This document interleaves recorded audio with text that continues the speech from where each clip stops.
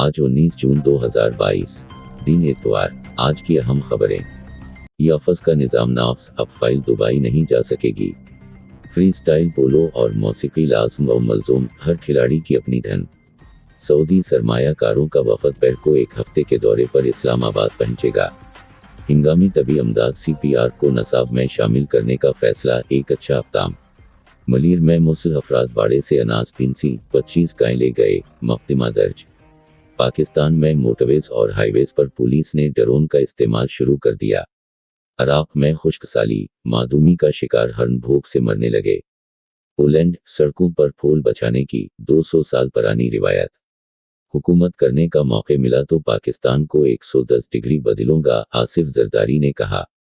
Apostle किया है और बैरून मुल्क मुकीम पाकिस्तानियों को उससे क्या फ़ायदा होगा।